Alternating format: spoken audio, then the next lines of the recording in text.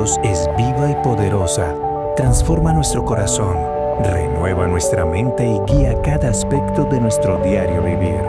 Bienvenidos a este tiempo especial en el que juntos nos exponemos a la verdad que cambia vidas. Escuchemos una vez más un sermón en Hila. Ahora tenemos el privilegio de leer el texto base de nuestra predicación del día de hoy y quiero invitarlos a que vayamos a nuestras Biblias en Mateo 5, 38 al 42. Si ya la encontraron, pueden ir poniéndose de pie. Pronto, si no tienes Biblia, también aquí aparece en las pantallas el pasaje para que todos podamos leer a una sola voz. Y dice así la palabra de Dios. Ustedes han oído que se dijo, ojo por ojo y diente por diente, pero yo les digo, no resistan al que le es malo. Antes bien, a cualquiera que te abofetee en la mejilla derecha, vuélvele también la otra.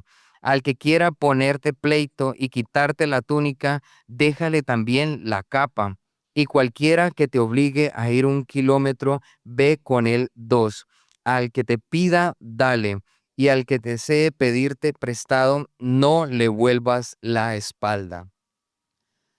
Al leer este pasaje sabemos que necesitamos que el Espíritu Santo nos hable, que nos edifique esta mañana con su palabra. Por eso unámonos a orar. Padre nuestro, te damos gracias, Señor, porque en esta mañana podemos ser bendecidos y santificados en tu verdad, esta preciosa palabra que es verdad, Dios. Hoy te pedimos que capacites a nuestro hermano Esteban en la predicación, que tú lo ayudes, que el Espíritu Santo pueda hablar a través de él a esta iglesia local, Señor. Escóndelo a él detrás de la cruz para que siempre el evangelio esté en alto, Señor.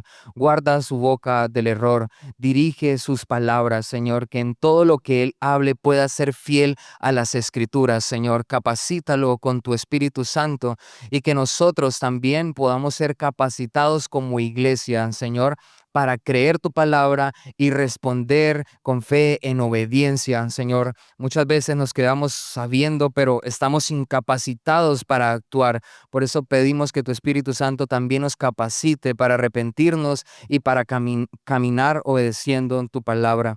También nos unimos en oración por la misión en Puerto Golondrinas. Señor, sigue obrando allá a través de tu palabra. Que el pastor que se encuentra allí, Señor, pueda seguir predicando tu palabra con fidelidad, que a pesar de las limitaciones, él pueda ver al que es ilimitado, verte a ti, ver a nuestro Señor Jesucristo, depender del Espíritu Santo para poder seguir alimentando esa pequeña congregación que hay allí en Puerto Golondrinas. También oramos por la iglesia Betania de la Reforma, por el pastor Leonel Ortiz, que ha venido a esta iglesia también.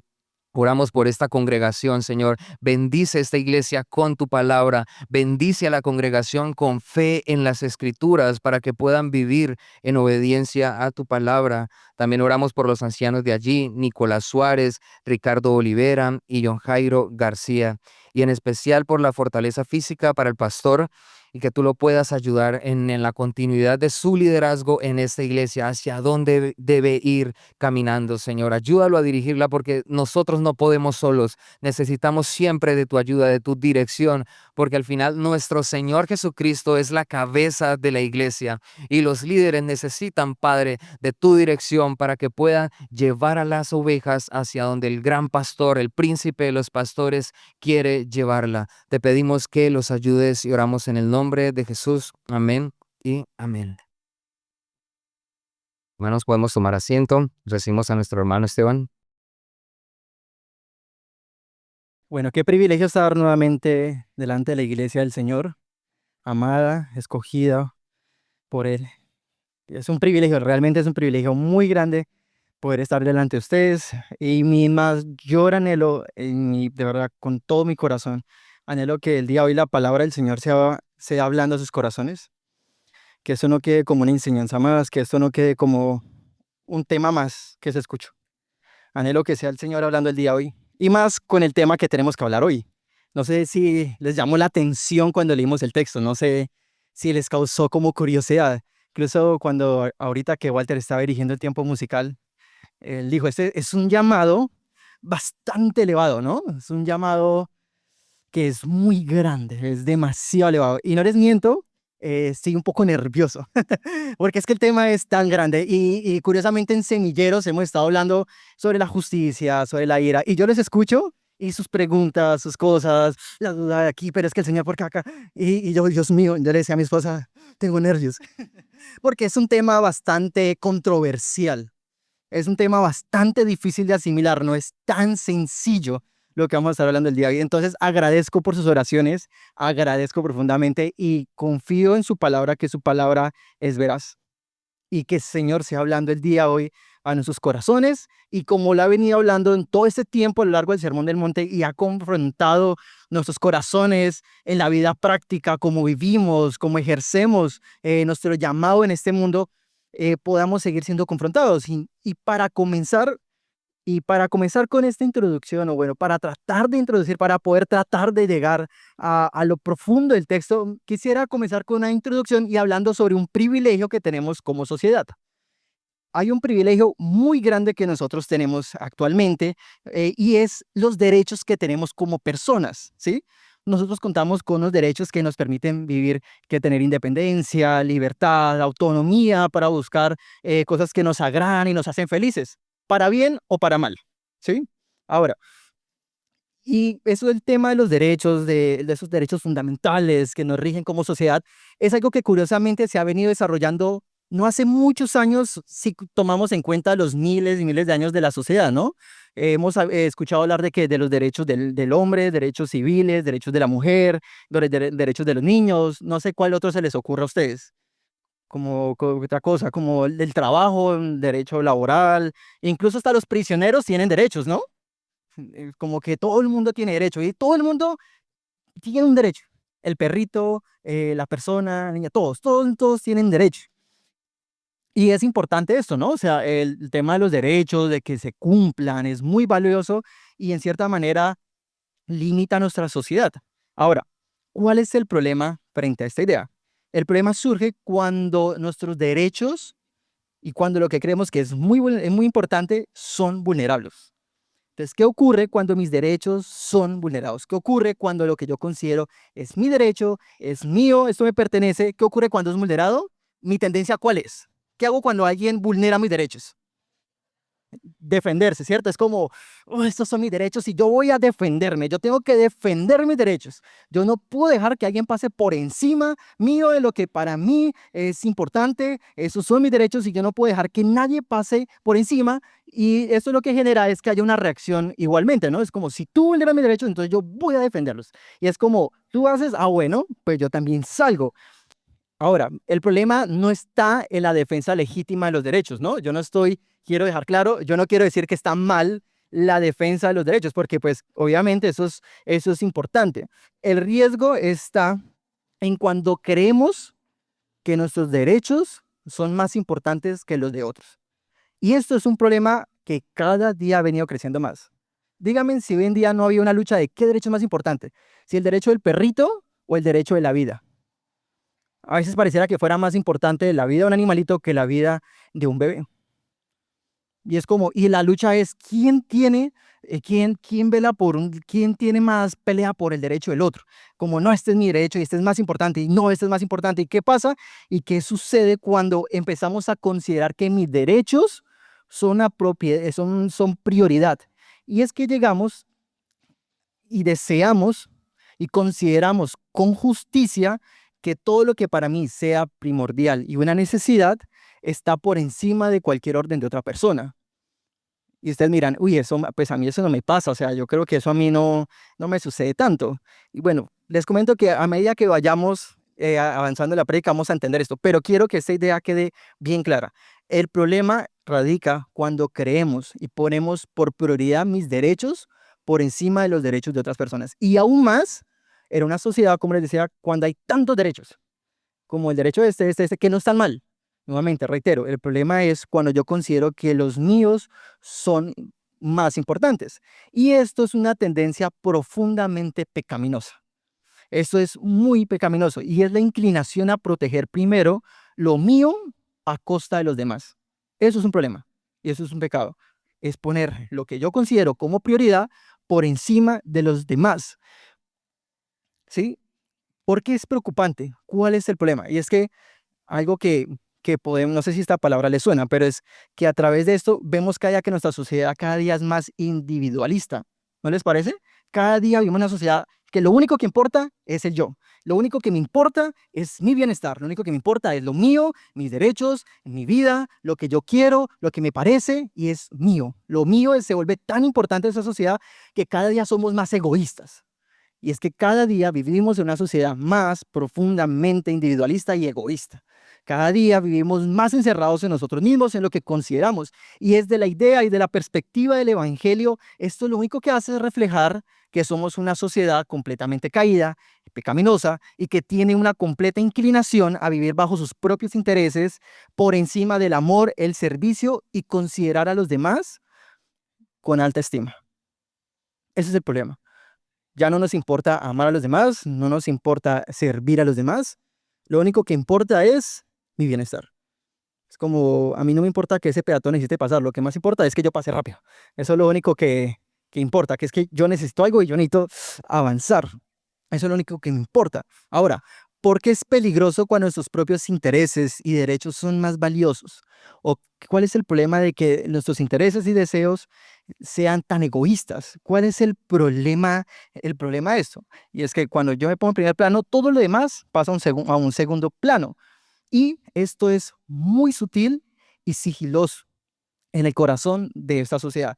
Tan sigiloso que no hemos sido tan conscientes de lo que está haciendo daño, ni logramos dimensionar con profundidad lo que esto implica. ¿Por qué?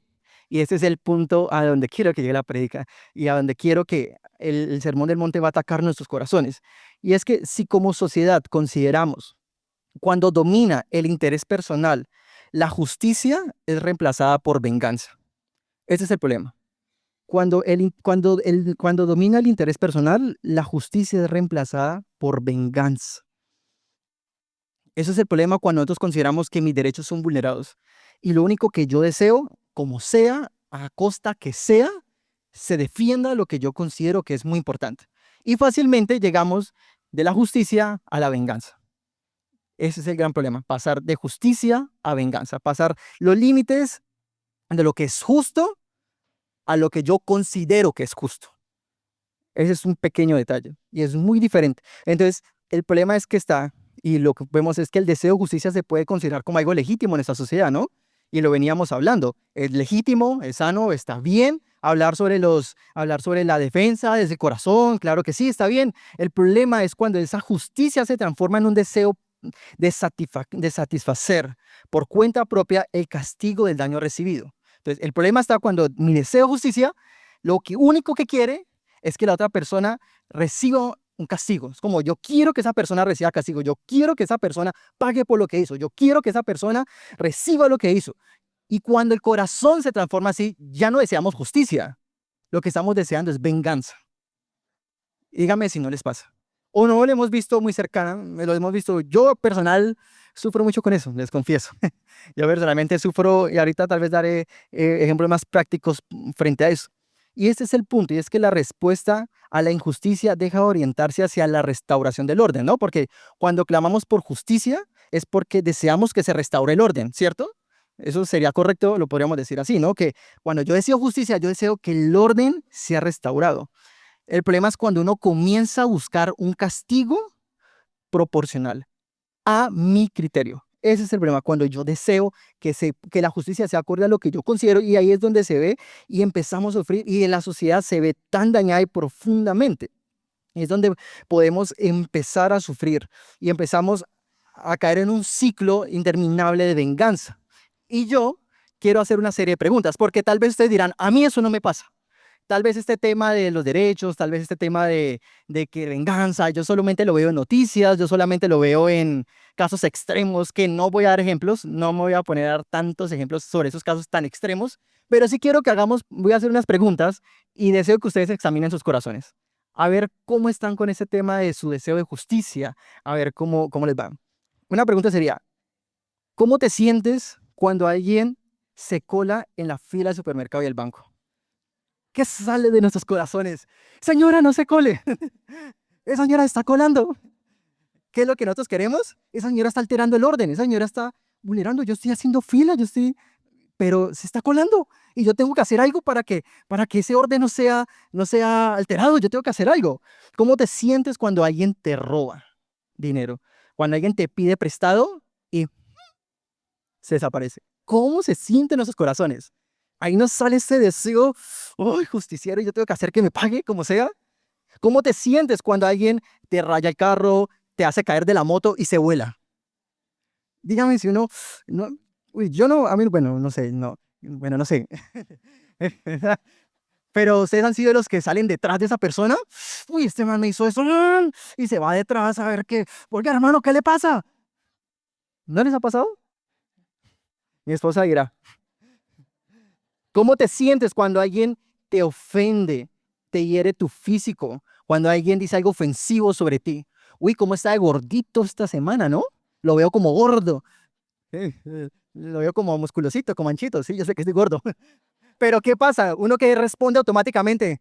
¿Usted no se ha visto o qué? Ay, hermanos, y nos da mucha risa, pero ese es el deseo de justicia propia, tan pecaminosa y tan sutil. ¿Cómo te sientes cuando un vecino tiene la música a altísimo volumen y tú le pides el favor que lo baje? ¿Y qué hace? Antes le sube más. Que no le sale uno un sentido en corazón. Ay, que voy a llamar a la policía, voy a hacer algo, no sé, no sé, al otro día tampoco le voy a dejar dormir, no sé. O a veces uno lo único que termina haciendo es ir a golpear la puerta. Oiga, yo le pedí que bajara el volumen. Y fácilmente puede terminar en una pelea, ¿no? ¿Cómo te sientes cuando te despiden de un trabajo sin justa causa? O incluso por culpa de otra persona. ¿Cómo se sienten los corazones por esos casos? Por eso yo digo, claro, la defensa, el derecho de la defensa y los derechos son muy importantes. Y a veces uno podría pensar en esto en casos extremos. Pero ¿qué pasa cuando aspectos tan cotidianos de la vida son vulnerados? ¿Cuántos de ustedes no? Pues yo la verdad es que yo les soy sincero, muchas de estas preguntas es porque cosas que me pasan. Son cosas que realmente a mí me enojan muchísimo. O a veces como que... uy, y muchas veces les confieso que para mí es muy difícil. Son muy complejas y me duelen muchísimo. Y le hago las preguntas y les comento esas preguntas porque en ellas yo veo fácilmente cómo nuestros corazones, por una simple ofensa, una simple situación, respondemos lamentablemente y vergonzosamente. Situaciones tan cotidianas. Y lo único que hacemos es dar vergüenza y lástima. Respondiendo de una forma tan lamentable, respondiendo de forma grosera y mucho más grosera, tal vez de la que recibimos. Y acá es cuando el deseo de justicia es distorsionado, cuando lo que posiblemente era considerado justo termina en satisfacer por mis propias manos justicia. Y eso es venganza. Entonces, lo que yo quiero, lo que de verdad anhelo y lo que quiero que veamos con esta parte de la introducción es el cuidado de asumir que nosotros somos jueces y ejecutores de justicia. Porque dígame si ustedes no se creen jueces o no se creen, con esas preguntas uno no se cree el dueño de la justicia, uno no se cree que tiene todo el derecho para ejecutar, hacer justicia y ya no deseamos restaurar el bien, no deseamos que el bien sea restaurado, lo único que deseamos es que haya una satisfacción personal de algo. No, nuevamente, digamos el ejemplo de la persona cuando se cuela al frente de nosotros en banco. Yo, al final de cuentas, ya dejo de desear que se restaure el orden de la fila. Lo único que yo quiero es que esa persona sepa que está mal y que todo el mundo sepa que esa persona se coló. ¿Por qué gritamos? Porque si no, ya no está colando. Porque lo que queremos es que todo el mundo sepa que está mal. Yo no deseo el orden. Yo lo único que deseo es que sepan que está mal. ¿Y qué es lo que revela ese tipo de situaciones? ¿Qué revela en el corazón? Orgullo, enojo, ira descontrolada, falta de dominio propio. Todas esas situaciones tan chiquiticas pueden ser tan pecaminosas y tan cotidianas porque lo único que hacemos es expresar mi enojo, ira, que es como ese desborde del corazón corrompido, impulsado por el individualismo, impulsado por considerar lo que para mí es más importante sin importar lo que tenga que hacer. Y ese es el gran problema. A mí me encanta lo que dice Romanos 12:18. Romanos 12:18 dice, amados, nunca, amados, nunca tomen venganza a ustedes mismos, sino den lugar a la ira de Dios, porque escrito está, mía es la venganza y yo pagaré, dice el Señor. ¿De quién es la venganza? ¿De quién es la ira? ¿Es mía? ¿Yo debería pagar la justicia? ¿Qué dice la Biblia? Mía es. A mí no me corresponde. A mí no me corresponde. Eso no es lo mío. Yo no tengo por qué pagar esa justicia. Yo no tengo el por qué tener que hacerlo. Y ahora, ¿qué tiene que ver todo esto que estoy diciendo con Mateo 5? No sé si pusieron cuidado cuando estuvimos leyendo Mateo 5. Incluso ahí en el 38 lo que dice enseñanza de Jesús sobre la venganza. ¿Qué tiene que ver todo esto que estoy diciendo con nuestro texto? Y es que aquí lo que el Señor está haciendo, y es que los florecientes, la justicia superior que el Señor nos ha llamado, está en amar a nuestros enemigos, amar a los que nos ofenden, amar a quienes vulneran nuestros derechos, amarlos. Este es donde se evidencia el amor de Dios ante una sociedad completamente caída e individualista y, ¿cómo era la palabra que decía ahorita? Y egoísta. Ese es el problema. Nos vemos en una sociedad completamente egoísta. ¿Cómo es la respuesta del creyente? ¿Cómo son los hijos de Dios cuando se encuentran en este tipo de situaciones? ¿Cómo responden los hijos de Dios? Dice que somos llamados a amar a nuestros enemigos. Por eso les decía al inicio, hermanos, este texto es una parte de la finalización de de este capítulo 5, de esa forma práctica de los florecientes. Y hemos estado hablando sobre la lujuria, el sí, bueno, en este momento se me fueron todos, pero como hemos sido llamados a cómo vive prácticamente el creyente. Y este texto es uno de los llamados más elevados y más difíciles. Ahí tenemos como Jesús, que como nos llama Jesús, es algo radicalmente contracultural. Ese llamado que estamos viendo acá es completamente contracultural. Es completamente contrario a todo lo que nosotros queremos hacer cuando somos ofendidos, perdón. Es todo lo contrario. ¿Por qué? Porque lo natural para el ser humano es responder mal con mal. Ese es el deseo del corazón del hombre.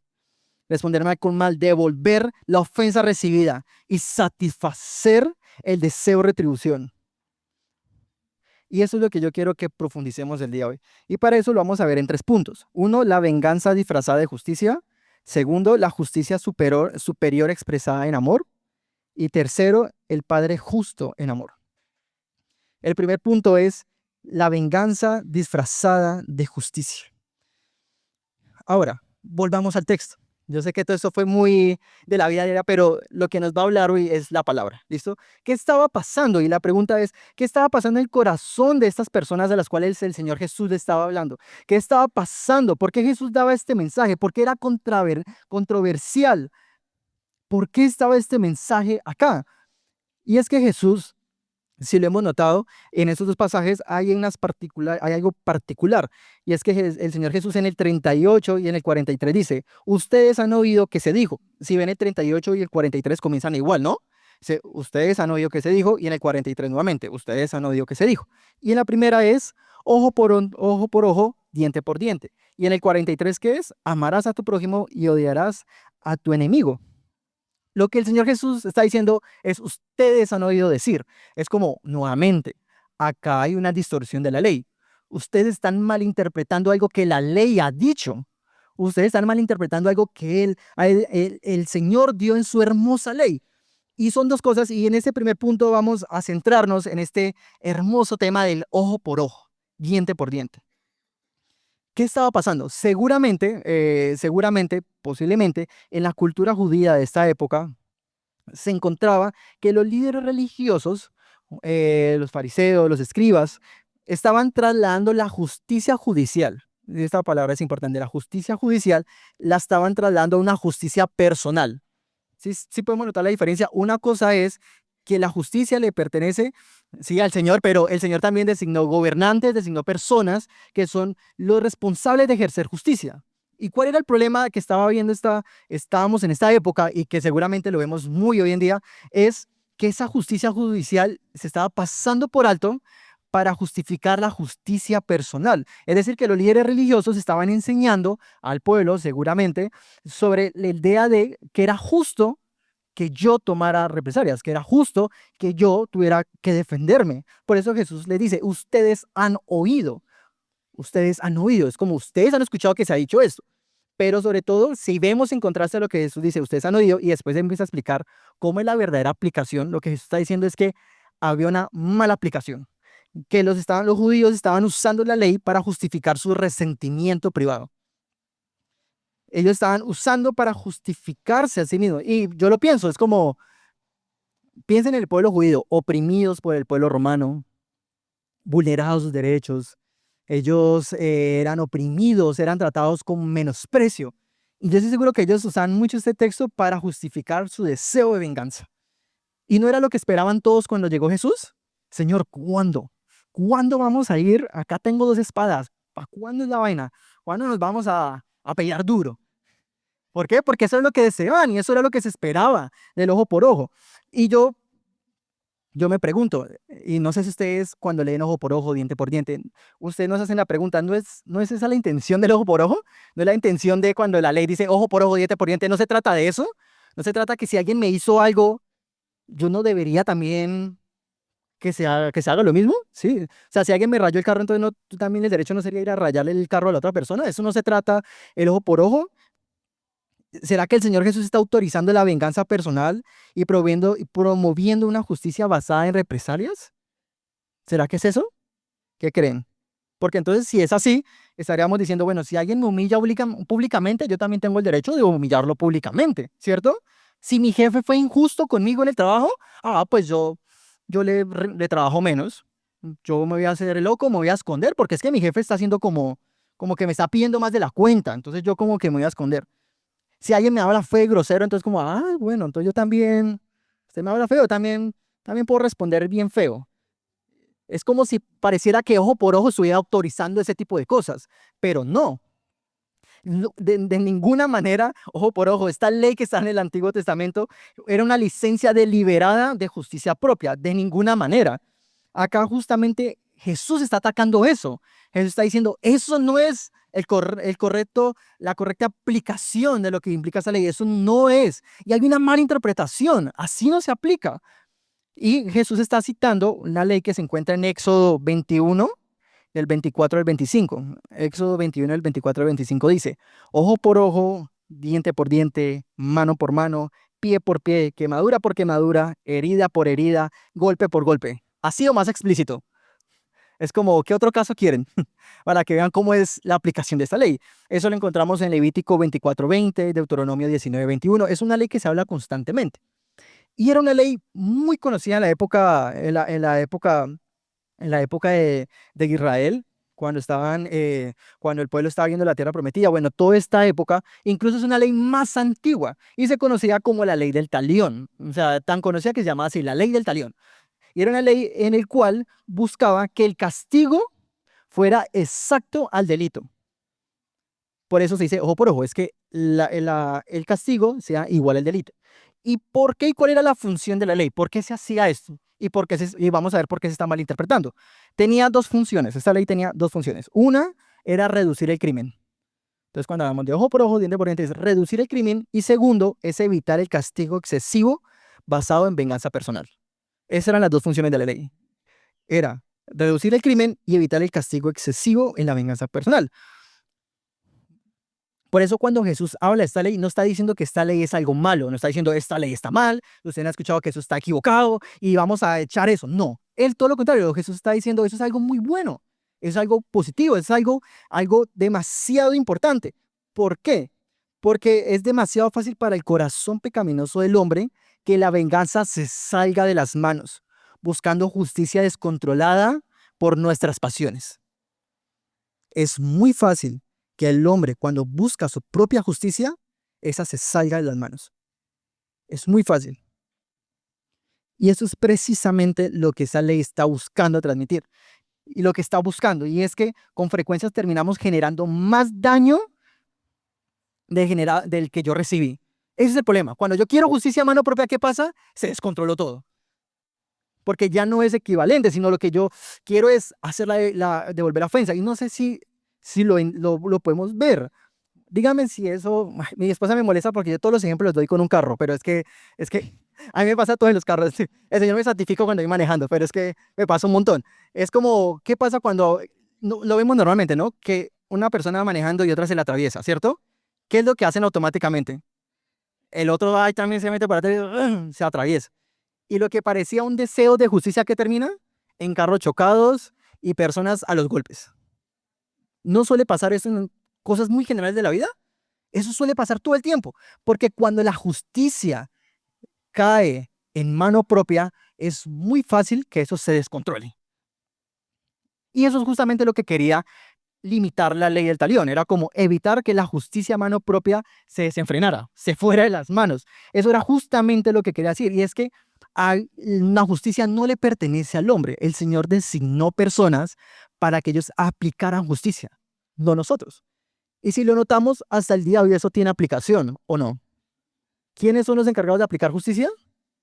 Los jueces, bueno, allá hay unos organismos de control, ellos son los designados para dar las leyes. Nos parezca o no nos parezca, ellos son los designados. Ellos son los responsables. ¿Ustedes y yo somos los responsables? No, nosotros no somos los que debemos tomar justicia por mano propia. Eso no nos corresponde. Y me parece interesante porque Jesús da, si lo ven ahí más adelante en el versículo 39 hasta el 42, empieza Jesús a dar una serie de ejemplos prácticos de qué hace una persona cuando sus derechos son vulnerados. ¿Qué pasa cuando una persona es atacada?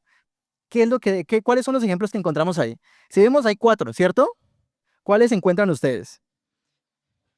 Dice que si te abofetean, ¿qué debes hacer? Listo, esa es una. ¿Qué dice la otra? Si te quitan la túnica, la capa, ¿cierto? La tercera que dice que es quien te obliga a caminar 1 kilómetro, ¿qué haces? En 2, ¿cierto? Si hay la cuarta dice quien te pida ¿qué? Préstale. No le des la espalda. ¿Qué aplicación de justicia es esta? ¿Por qué? ¿Porque la justicia está en nuestras manos? No. La justicia le corresponde a quien el Señor le dio justicia. El Señor designó personas que son encargados de eso. ¿A quién le corresponde a nosotros? ¿Qué tenemos que hacer nosotros cuando nos encontramos con injusticias? ¿Qué es? Poner la otra mejilla. ¿Eso qué es? Algo físico. Cuando alguien hace algo físico contra ti, ¿cuál normalmente qué queremos hacer? Devolver la otra, ¿no? Pero el Señor, ¿qué dice? Sí, bueno, pon la otra. Cuando alguien habla de quitar tu túnica, hablamos de bienes materiales. Cuando alguien dice que te obliga a caminar 1 kilómetro, eso está muy hacia el tema laboral. Cuando alguien te pide prestado, eso está hablando de el dinero. Y dígame si esas cosas no son muy comunes. Mire, eso pasó, eso se escribió hace 2000 años. Pero hasta el día de hoy sigue teniendo el mismo sentido. ¿Por qué? Porque el corazón del hombre sigue siendo igual de pecaminoso. El corazón del hombre sigue siendo igual de malvado. Porque siempre es la forma que nosotros deseamos justicia. Pero, ¿ustedes esperarían que eso es justicia? ¿Esperaríamos que esto es lo que nosotros tendríamos que hacer? Y los ejemplos que Jesús da no son casualidad, son muy personales, muy sensibles. Los ejemplos que Jesús está dando son cosas tan fundamentales que si alguien nos llega a tocar algo como esto, nosotros automáticamente salimos a defender, como sea. Si alguien va a tocar mi dinero, ¡frum!, ahí caemos. Porque son aspectos tan fundamentales y tan normales en un mundo hostil que cuando hay un daño y alguien afecta este tipo de cosas, lo normal en el mundo es dar una respuesta igual o peor de hostil. Eso es lo que el hombre quiere hacer, defenderse. Solo queremos que haya un daño. porque creemos que la justicia está en nuestras manos, cuando eso no debe hacer. Y la pregunta es entonces, ¿cómo responde el cristiano? ¿Cómo responde el creyente cuando este tipo de situaciones son afectadas, cuando somos afectados? ¿Qué pasa? ¿Cómo reacciona el creyente cuando su economía es afectada? ¿Cómo responde el creyente cuando su trato digno laboral o su trato digno en su vida es vulnerado? ¿Cómo reacciona el creyente cuando sus bienes materiales son dañados o afectados? Y la respuesta está en el corazón. Como creyentes, ¿estás buscando tu propia justicia o el Señor es tu justicia? Ahora, yo quiero hacer acá como un paréntesis.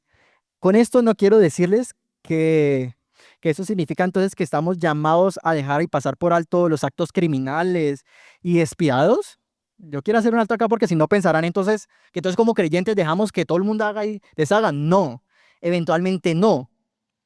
Los creyentes están obligados no solo a respetar la ley, sino a insistir en que otros también lo hagan, reportando delitos, actos, nosotros, si, ejemplo, o sea, si nosotros vemos a alguien que está haciendo algo malo, es que no me quiero ir para ejemplos tan puntuales porque si no esto se descontrola. Es que no quiero ser tan... eh, pero lo que yo, el punto que quiero dar es que los creyentes sí tenemos una responsabilidad. Y si vemos algo que está mal, nosotros tenemos que denunciar. Bueno, este ejemplo sí lo voy a dar, pero es que me acordé.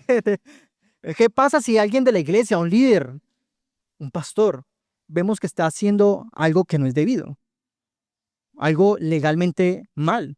Si vemos que un pastor, alguien está robando, un delito, algo sexual, ¿qué hacemos? Ay, es que la Biblia nos llama que ojo por ojo y que pongamos la otra mejilla. No, no, tampoco. La ley llama, claro, hay que denunciarlo. Y nosotros como iglesia buscaremos restaurar a esta persona, predicar el evangelio, orar por él, pero que hay que denunciar, claro. Eso es un tema muy delicado porque menospreciar, excusar u ocultar la maldad de otras personas no es un acto de amor, sino un acto completamente perverso. Esta ley no está tapando el pecado, no está justificando el pecado, porque la ley y la justicia es del Señor. Y nosotros tenemos que denunciar, claro, tendríamos que hacerlo, pero nosotros también buscaremos cómo predicar, cómo orar, cómo restaurar. Nuestra labor no está en caerle lo que más podamos para hundirlo para que sepa que está mal. No, no, no. La ley se encargará de hacer lo que tenga que hacer. Y nosotros tenemos una responsabilidad con eso. Entonces, la justicia no está en nuestras manos, como veíamos. Y el Señor dio una autoridad. Eso si alguien desea buscarlo, eso está en Romanos 13, 1 al 3. Yo no me lo estoy inventando. El Señor dio autoridad a unas personas. Y la justicia, claro que es importante. El Señor, lo hemos estado viendo en Semilleros, el Señor es juez. El Señor un día va a juzgarnos. El Señor Dios, Cristo, va a actuar como juez y juzgará a todos. Todos estaremos delante del Señor. Por eso eh, me encanta entender esto. Y es que, hermanos, durante toda esta vida nos vamos a encontrar con situaciones particulares, con situaciones que nos van a parecer injustas. En mayor medida o en menor medida, constantemente. Pero ¿saben algo? Los creyentes, más que nadie, va a sufrir esto. Mire, esto lo vemos constantemente, ¿cierto? Esto es algo normal. Pero créanme, como creyentes, como hijos de Dios, esto va a ser más intenso, más difícil.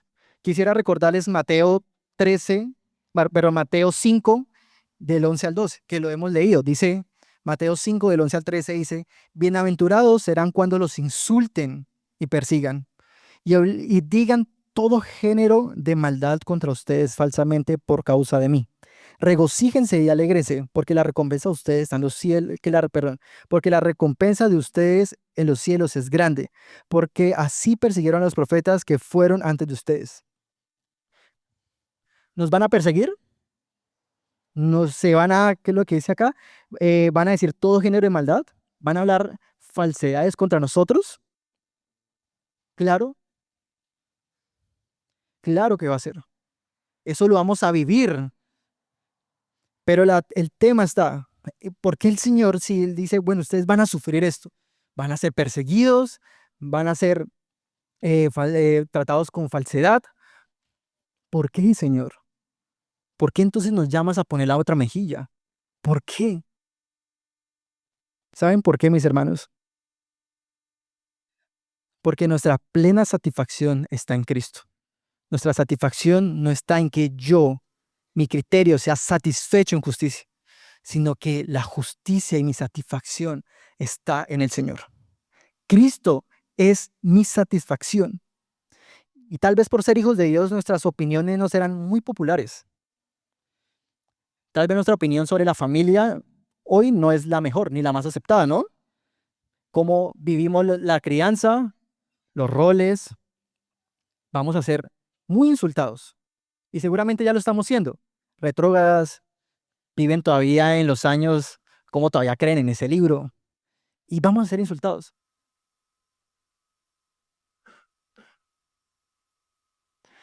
Y claro, vamos a tener todo el corazón pecaminoso de querer responder cuando seamos insultados, cuando nos traten de tontos, de bobos, de cómo es que todavía viven en esos años. Pero mis hermanos, el llamado está en poner la otra mejilla, porque Cristo es nuestra satisfacción. Me encanta una frase que dice John Piper, dice, no necesito el dinero, no necesito la venganza, no necesito seguridad, tengo a Jesús. Puedo mostrar el valor de Jesús al mundo, dando al que me pidió y poniendo en peligro para servirle. ¿Cómo mostramos al Señor? ¿Cómo se hace evidente ese amor?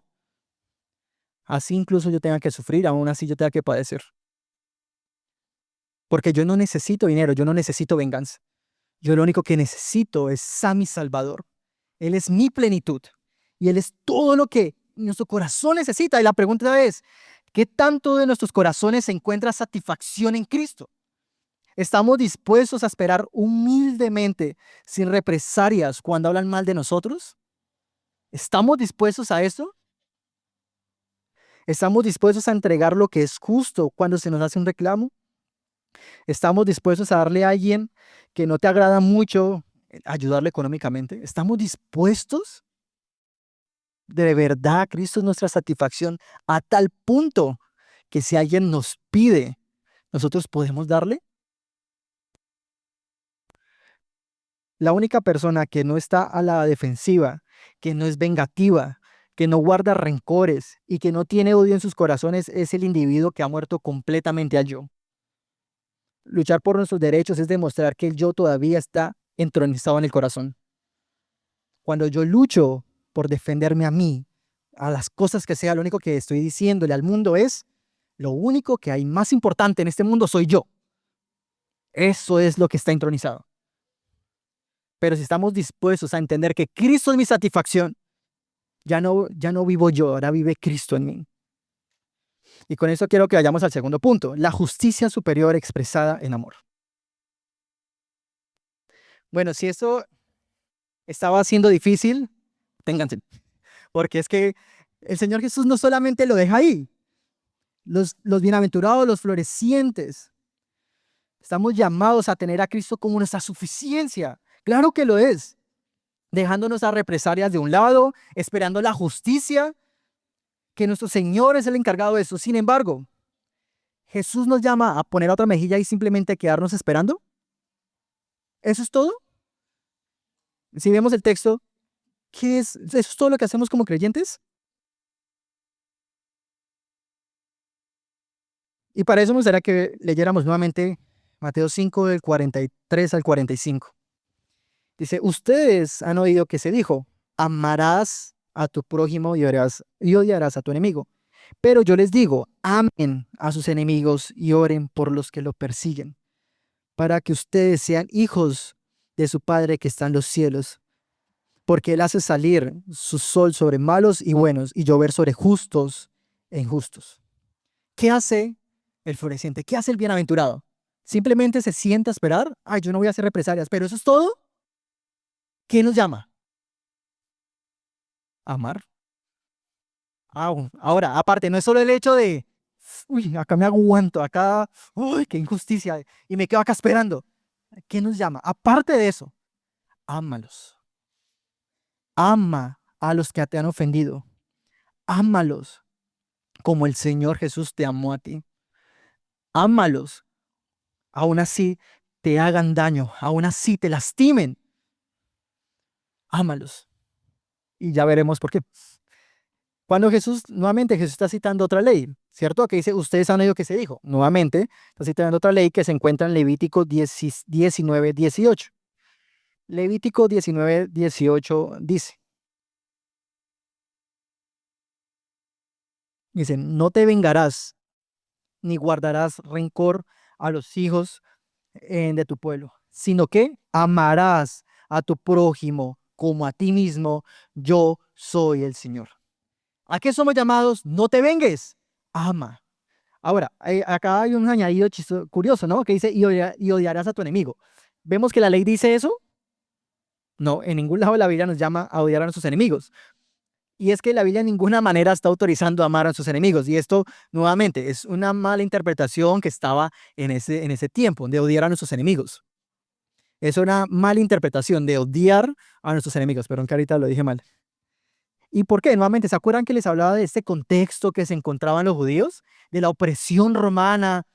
Pues claro, eso era lo que ellos habían construido. Bueno, sí, yo amo a mi prójimo, pero a esos que me oprimen, a esos hay que odiarlos.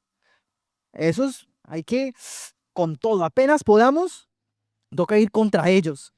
Y eso parecía que se había vuelto algo tan cultural, tan normal, que Jesús dice, ustedes han oído que se dice, como lo que dice la ley y la mala interpretación que se estaba dando acerca de la ley.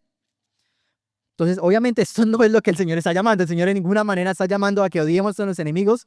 Sí, que odiemos a nuestros enemigos. Eso está mal, eso no es lo correcto. Por lo tanto, el llamado que tenemos de justicia superior no solo es recaer en tomar justicia en mano propia y no hacer venganza, sino poner la otra mejilla y amar a quien nos ofende y orar por ellos. Y esta es una práctica en sus corazones. ¿Consideras que amar y orar por nuestros enemigos es una justicia? ¿Es justo? ¿Es la justicia superior a la que hemos estado llamando? Porque eso es la justicia que el Señor llama. Eso es lo que el Señor nos está llamando. Y hermanos, esto no es opcional, esto no es si les parece. Esto no es, ay, voy a ver. No, no, no. El Señor nos llama. Amen. No es una opción, es una orden. Tienen. Ese es el llamado que tenemos como todos, como creyentes. Él nos ha ordenado. ¿Y esto por qué? Porque es una característica. Esto debe ser algo que represente a nosotros como hijos de Dios. No es opcional. Estamos llamados, sí o sí, a amar a quien nos hace mal. Estamos llamados a amar a quienes nos odian. Estamos llamados a quienes hablan mal de nosotros y nos calumnian. Estamos llamados a amar a quienes nos persiguen por nuestra fe. Estamos llamados a amar a quienes nos hacen daño injustamente. Estamos llamados a quien buscan nuestro mal y se oponen a nosotros. En esto se conoce el amor de Dios. En otras palabras, nuestros enemigos pueden ser todo aquel que nos hiere, toda persona que nos decepciona, nos contradice o simplemente se convierte en un obstáculo contra nuestro bienestar. Y hermanos, déjenme decirle, esto fácilmente puede ser un familiar, un padre ausente, un hijo que tiene un corazón duro, un cónyuge indiferente, un amigo que traicionó nuestra confianza o un compañero de trabajo que nos menosprecia. Tan cotidiano, tan constante. Y esto es completamente esperable. Esto no debería sorprendernos. Esto no debería ser como, "Ah, pero si yo soy cristiano, si los cristianos somos tan hermosos, si los cristianos somos amor y paz, si yo como cristiano soy, Dios mío, soy lo más amigable de todo el mundo, yo soy todo genial, ¿por qué me van a odiar? ¿Por qué yo debería ser odiado?" ¿Se acuerdan lo que leímos ahorita en Mateo 5? Que decía, bienaventurados serán cuando los insulten y persigan y digan todo género de maldad, de mal contra ustedes falsamente por causa de mí. Representar el nombre de Cristo inevitablemente traerá consigo miradas, seremos incómodos, generaremos fastidio. Y a mí me gusta porque el pastor Walter da un ejemplo de eso que me parece muy curioso. Y de verdad siempre me ha llamado la atención y me gusta mucho. Es como, están en un salón de clase, ¿no? Están los niños, están dando la clase y finaliza la clase, está por finalizar. El profesor ya va a recoger todo y el niño de adelante levanta la mano. ¿Qué esperamos? profe, ¿y la tarea? ¿Qué hace el resto de niños? Ah, cállese. Otras cosas que no voy a decir, pero... ¿y por qué? O sea, la pregunta es, ¿por qué incomoda? Luego este niño que levantó la mano y preguntó por la tarea, ¿está pidiendo algo que no es correcto? ¿Qué tiene de malo que el niño está pidiendo, oiga, nos exigieron algo, ¿qué pasó? Nosotros hay que cumplir. ¿Por qué incomoda? ¿Está mal? Pero entonces la pregunta es, ¿por qué incomoda? ¿Por qué es molesto? ¿Por qué nos molesta lo que es correcto? ¿Por qué a la sociedad le molesta lo que es bueno? ¿Por qué? Porque inevitablemente esto hace evidente lo que está mal. La luz, lo que es bueno, a la par hace evidente lo que está mal. Lo que es bueno siempre hace evidente todo lo que está mal. Todos estaban tranquilos en su pecado hasta que el niño dijo, ¿y la tarea? Ahí se hizo evidente que todo el resto no había hecho nada. Es decir, todos están mal. Cuando la luz, cuando lo bueno sale, es que todo lo malo se hace evidente. La luz no molesta porque sea agresiva.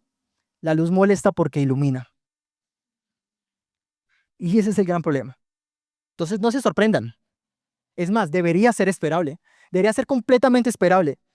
Y cuando hablamos de este pasaje, hablamos de eso. Es como, no, ¿por qué nos sorprende? ¿Por qué debería ser sorprendente? Es más, esto debería ser lo más normal. Debería ser preocupante si cuando como creyentes estamos en nuestro trabajo y no llegamos a generar incomodidad. Ahora, no estoy diciendo que somos compañeros fastidiosos, molestos, que están alrededor de todo el mundo picando, diciendo, usted es un pecador, usted es un pecador. No, no se trata de acusar, de estar ahí encima de las personas diciendo, usted es un pecador. No, se trata de la luz de Cristo, de los florecientes, de los bienaventurados, de representar el nombre de Cristo incomoda a quienes están a nuestro alrededor. Inevitablemente seremos insultados. ¿Y cuál es nuestra respuesta cuando esto pasa? ¿Cómo respondemos? ¿Como hijos de Dios o como hijos del mundo? Que lo único que buscan es devolver ese castigo. Nosotros como hijos de Dios, nuestro llamado está en amar a nuestros enemigos, porque esta es la mayor justicia que podemos expresar como hijos de Dios. La mayor justicia que puede expresar un creyente es amar a nuestros enemigos. Amarlos. Y esto es muy claro. Me encanta el versículo 45 dice, el versículo, para que ustedes sean hijos de Dios, hijos de su Padre que está en los cielos, porque Él hace salir el sol sobre malos y buenos, y llover sobre justos e injustos, para que ustedes sean hijos de Dios. ¿Quiénes son los hijos de Dios? ¿Quiénes serán conocidos ante el mundo? ¿Cómo el mundo verá que somos hijos de Dios? Aquellos que aman. Aquellos que aman más allá de sus límites naturales que consideramos como razonable. Y me encanta que Jesús dice, bueno, resulta muy fácil amar a nuestros amigos, ¿no? Resulta muy fácil amar a nuestros familiares. Es muy fácil, ¿cierto? Es muy normal. Yo puedo amar a mis papás, yo puedo amar a mi esposa, yo puedo amar a mis hijos, yo puedo amar a mis amigos y los puedo tratar bien. Pero el Señor dice, ¿qué hay? ¿Qué mérito hay en eso? ¿Qué hay? ¿Qué hay qué mérito hay en amar a quienes nos aman? No hay ninguno. No hay nada de bueno eso. Y me encanta que Jesús hace unas preguntas bastante curiosas. En el versículo 47 vemos que Jesús nos va a ayudar a ampliar esta idea de amar a nuestros enemigos. Y lo vemos en el versículo 47 de Mateo 5. Dice, porque si ustedes aman a los que los aman, ¿qué dice? ¿Qué recompensa tienen? ¿No hace también lo mismo los recaudadores de impuestos? Y si saludan solamente a sus hermanos, qué hacen más que otros? ¿Y no hacen también lo mismo los gentiles? Estas preguntas que hace el Señor Jesús son duras, duras. ¿Saben por qué? Porque lo que Jesús está confrontando es directamente la hipocresía del corazón humano.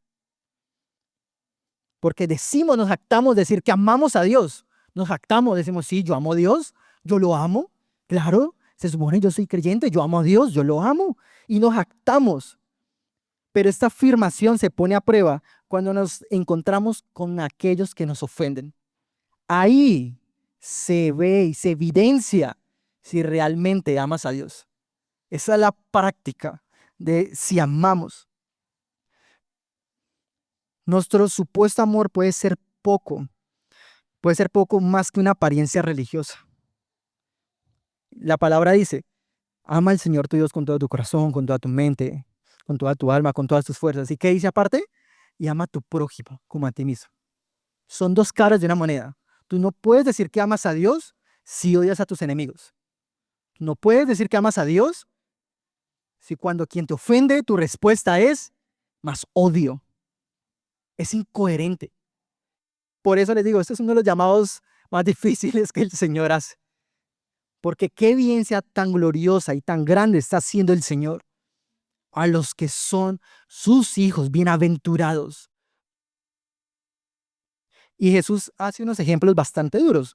Jesús le dice, compara el amor de sus enemigos con recaudadores de impuestos, gentiles, personas que ante sus ojos, ante los ojos de los gentiles, eran personas despreciables, personas que no querían cerca, eran personas que detestaban, despreciados por los judíos en esa época. Por eso, y me gustaría dar como una pequeña frase que pueda ayudar a interpretar mejor esta parte del texto. Dice, no hay nada extraordinario en amar a quienes nos aman. Cualquier persona puede hacerlo. La verdadera evidencia de una vida transformada se manifiesta cuando extendemos gracia, respeto y amor, incluso a quienes no lo merecen según nuestros estándares. No hay nada extraordinario, pero lo que es realmente extraordinario es que podamos amar a quienes nos han ofendido. Uy, hermanos, y esto, ahora quiero aprovechar, ahorita que estamos en un país tan polarizado, ahorita tenemos que salir a votar, tenemos que salir a decir, este país está muy roto. ¿Y la luz de los hijos de Dios es evidente? ¿O estamos en esta ola de odio y desprecio por quienes tienen opiniones divididas? ¿De qué? O sea, porque pareciera, la verdad, me duele en el corazón, me duele ver este desenfreno de odio y fastidio entre personas. Ya estoy cansado, yo digo, gracias Señor, ya hoy, no más. Aunque bueno, esto va a seguir, ¿no? Pero creo que está estresante, es demasiado estresante, pero ustedes, como hijos de Dios, también somos de los que se burlan, tratan de tontos, de ineptos, somos de los que miran con menosprecio a los que tienen una opinión política diferente a la tuya. ¿Crees que tu opinión es tan elevada que te crees superior como para tratar y ver por menos? Porque si ya es así, somos un judío más que veía por poco a los demás de su pueblo. Nos volvemos unos fariseos más, que creen que aman mucho, pero en la práctica no amamos a nadie. Y hermanos, el llamado que tenemos es amen. Amen incluso al que piensa diferente. Amen incluso cuando te ofendan y te digan cualquier cantidad de barbaridades. Ese es el llamado que tenemos. Esa es la actitud que Cristo espera de sus discípulos. La pregunta es, ¿refleja ese comportamiento el amor que Dios ha mostrado hacia nosotros? Los ciudadanos del reino de Dios deben tener una norma de amor y de todo, perdón, los ciudadanos del reino de Dios deben tener una norma de amor y de todos los demás aspectos de justicia mucho más alto que el resto del mundo. Los cristianos deben distinguirse ante el mundo por amar a aquellos que incluso piensan diferente, porque aquí se ven los que son hijos de Dios. Requiere negarte al ti, negarte al yo, renunciar a colocarte a ti, tu estandarte, tu conocimiento, tus ideas, que tu conocimiento es superior al resto y morir a tu conocimiento, a tu justicia, a tus ideas, para amar a los que nos han ofendido, amar a las personas. Así que la justicia superior del creyente está en amar a las personas, orar por ellas y esperar en la suficiencia de su Salvador. Porque el amor es el mensaje y la visión del cristianismo. Los creyentes deben ser conocidos en el mundo por amarse los unos a los otros, como dice Juan 13:35, y no amarse a sí mismos de forma ególatra e hipócrita, sino alegrarse de que aun cuando somos insultados, nuestra plenitud está en la suficiencia de Cristo. Regocíjense cuando sean perseguidos. Nos regocijamos, nos alegramos porque Cristo es suficiente.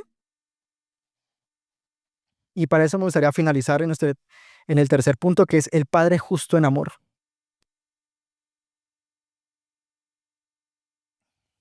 Y la pregunta que quisiera hacerles es, ¿por qué hay plenitud en la justicia de Cristo? ¿Cómo encontramos suficiencia en nuestro Salvador? Porque les estoy diciendo, la suficiencia, la plenitud está en Cristo. Pero ¿cómo la encontramos? Ay, mis hermanos, y acá es lo hermoso del Evangelio. Tenemos un ejemplo tan grande. Tenemos el mayor ejemplo de la historia de la humanidad del justo amor y aplicado en la situación más dolorosa, pero que fue tan justa, tan amorosa. Cristo y su sacrificio en la cruz es el ejemplo supremo de amor para quienes lo odiaban. El Señor amó a sus enemigos, a quienes lo rechazaron y lo menospreciaron. Isaías 53:7 dice, fue oprimido y afligido, pero no abrió su boca. Como cordero que es llevado al matadero, y como oveja que ante sus trasquiladores permanece muda, él no abrió su boca. Cristo es nuestro mayor ejemplo de justicia expresada en amor por sus enemigos. Y esto es demasiado, amándolos radicalmente y completamente sacrificial. A eso sí es un gran ejemplo de poner la otra mejilla. Ahora, yo creo que ustedes dirán, ¿y quiénes odian a Dios? ¿Cómo es posible? ¿Quién odia a Dios? ¿Quiénes pueden ser enemigos de Dios? Bueno, yo sé que tal vez no lo verbalizamos, pero mis hermanos, déjenme decirle que esos éramos nosotros, o tal vez algunos de los que están acá, quienes no conocen al Señor. Y lamento ser tan drástico con esas palabras, pero odiamos a Dios. Y aun cuando nuevamente esto no ha salido de nuestra boca, nuestras acciones, si no habíamos conocido a Cristo, nosotros odiábamos a Dios. No lo deseábamos, no lo queríamos. Me encanta Romanos 3, del 10 al 12 y el 18 dice, Romanos 3, 10 al 12 y el versículo 18 dice, como está escrito, no hay justo ni aun uno. No hay quien entienda, no hay quien busque a Dios. Todos se han desviado y a una se hicieron inútiles. No hay quien haga lo bueno, no hay ni siquiera uno. No hay temor de Dios delante de sus ojos. Dice que algunos, dice, todos se han desviado. ¿Eso qué quiere decir? Todos por naturaleza éramos enemigos de Dios. Y aún así, ¿qué hizo nuestro Señor Jesús? ¿Qué hizo el Señor Jesús aun cuando éramos enemigos de Él? ¿Qué hizo? ¿Qué hizo? Se encarnó. Tenía que encarnar, tenía que venir. Lo hizo. Dios viviente encarnó en un niño. Vino, vivió la vida perfecta que ninguno de nosotros podríamos vivir. Fue tentado y no cayó. Y ¿saben qué? Se entregó ante sus enemigos. Y lo más hermoso, no abrió su boca. Cuando se burlaban de Él, cuando lo escupían, cuando lo insultaban, cuando lo golpeaban y le decían, haz algo, di algo. ¿El Señor hizo justicia por mano propia? El Señor Jesús esperó porque la justicia estaba en Dios. La justicia se aplicó en el Salvador. La justicia sí se aplicó. Y la justicia se aplicó sacrificialmente por amor a quienes no lo deseaban. Su justicia se aplicó. El juez soberano aplicó la justicia en Cristo. Porque ¿se acuerdan que hablamos de que la justicia no es impunidad? La justicia no es como no pasó aquí nada. No. Jesús se aplicó justicia en el Señor Jesucristo por ustedes, por mí. Se aplicó la justicia, no se pasó por alto. Y aun cuando Jesús de labios no salió palabra resentimiento, sí salió misericordia y compasión. Cuando Jesús estaba en el madero crucificado, ¿qué fue lo que él dijo? Padres, perdónalos porque no saben lo que hacen.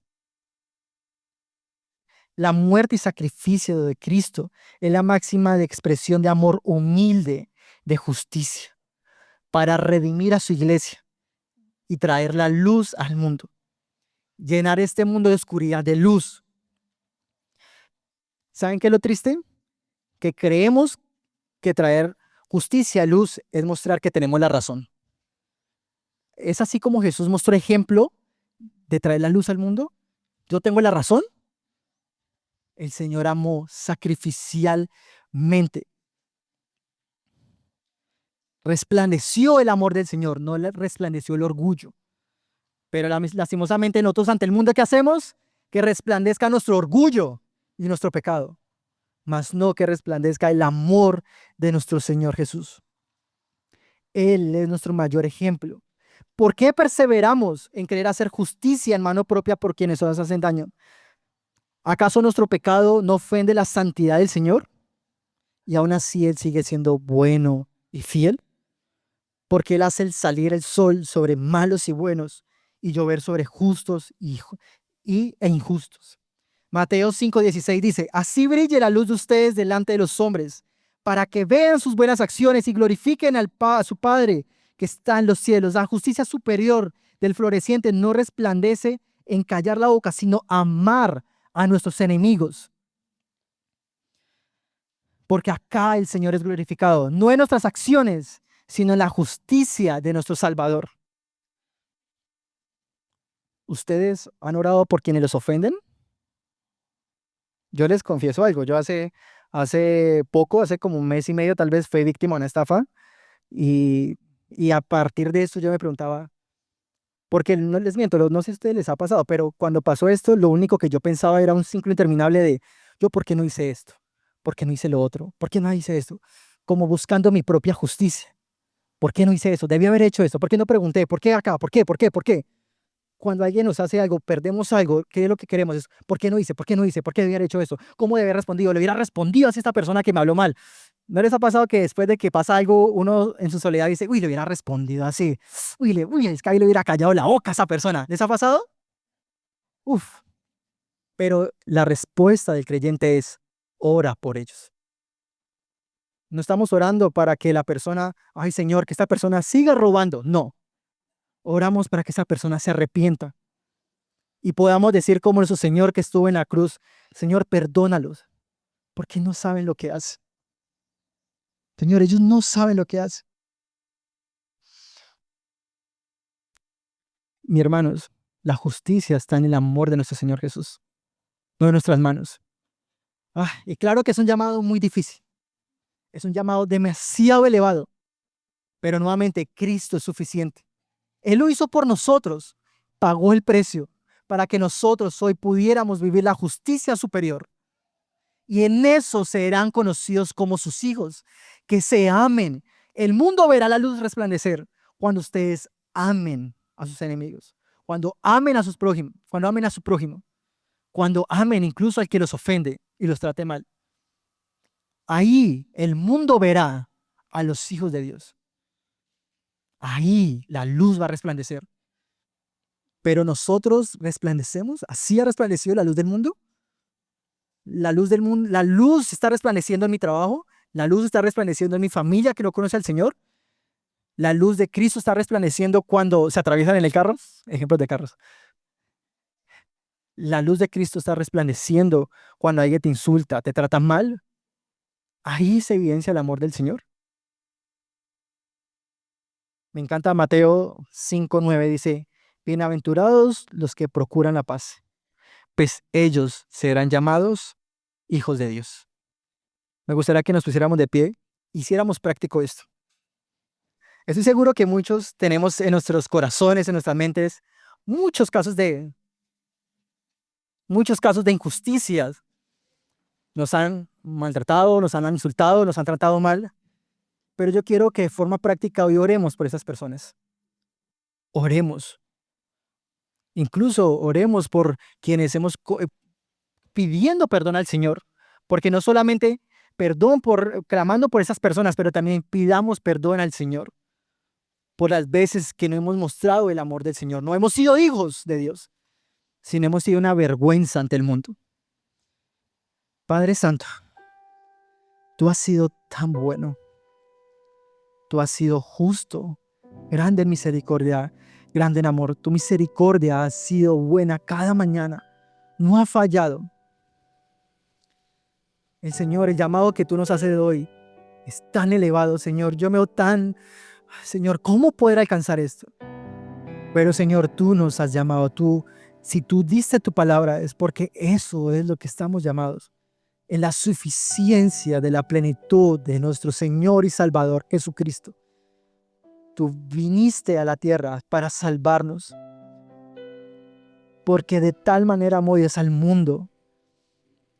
Amaste al mundo, Señor, dando a tu Hijo unigénito para que podamos creer. El mundo es salvo. Las personas son salvas por el amor de Dios. ¿Y cómo creerán, Señor? ¿Cómo ellos creerán si nadie les anuncia el Evangelio? Señor, ayúdanos a ser las personas que evidencian el amor del Señor. No respondiendo mal por mal, desenfrenadamente, sino esperando apaciblemente en de quien es la justicia y la venganza. Señor, ayúdanos a esperar en la suficiencia de nuestro Salvador. Ayúdanos, Padre, por favor, ten misericordia. Por favor, Señor, me arrepiento. Señor, me arrepiento por las cantidades de veces que mi enojo, mi ira, ha resplandecido más que el amor de nuestro Señor Jesús. Perdóname, Señor, por las veces que he insultado, herido, quiero justicia, he sido vengativo, Señor. Por las veces que lo único que cabe en mi cabeza es cómo puedo hacer justicia, cómo puedo hacer pagar. Señor, perdónanos como iglesia. Equípanos, Señor, por favor, danos la valentía para salir de acá. Señor, ahorita como nación, Señor, vamos a encontrar mucho odio. Padre, el mundo necesita el baluarte de la verdad, la iglesia de nuestro Señor Jesús. Tú pagaste, Señor, tu vida para que la iglesia fuera establecida y que brille, Señor. Tú lo prometiste. Señor, hay un pacto en medio de eso. Sé la sal del mundo y podemos descansar. Esa es nuestra esperanza, Señor. Nuestra esperanza está en que tú ya lo hiciste. Nuestra esperanza, nuestra alegría. Tenemos aliento, Señor. Tenemos esperanza viva. Es difícil, claro que sí, pero tenemos una esperanza, tenemos consuelo, Señor, de que tú ya lo hiciste, tú ya pagaste, Señor, y tú nos has llamado porque podemos en la suficiencia de nuestro Señor Jesucristo, pagado en la cruz, que podemos salir de acá y resplandecer, Señor, cuando ahorita, Señor, escuchemos insultos, traten mal, Señor, ahí pueda resplandecer como hijos tuyos, amando a quienes nos ofende. Ayúdanos, Señor, que podamos persistir orando por quien sea, Señor, la persona que tome, Señor, el gobierno sobre este país. Ayúdanos a orar por ellos. Ayúdanos, Señor, a resplandecer por nuestros familiares que van a estar a nuestro lado cuando escuchemos insultos, palabras tontas, necias, Señor. Y ayúdanos a no caer en esa ola, en ese desenfreno de palabras ofensivas e insultantes, sino ayúdanos a amar. Señor, por favor, yo oro por esas personas, Señor. Oro por las personas que me han hecho daño. Señor, yo oro por las personas que algún día, Señor, nos han robado, que me han robado, Señor, que han hecho tanto mal, que nos han insultado, nos han tratado con menosprecio. Señor, perdónalos porque no saben lo que hacen. Perdónalos. Que la misericordia con la que yo fui alcanzado pueda alcanzar a estas personas. El sermón ha terminado, pero la palabra del Señor seguirá haciendo su obra en nosotros. Te esperamos la próxima semana para una nueva entrega de un sermón en Hila. Gracia y paz.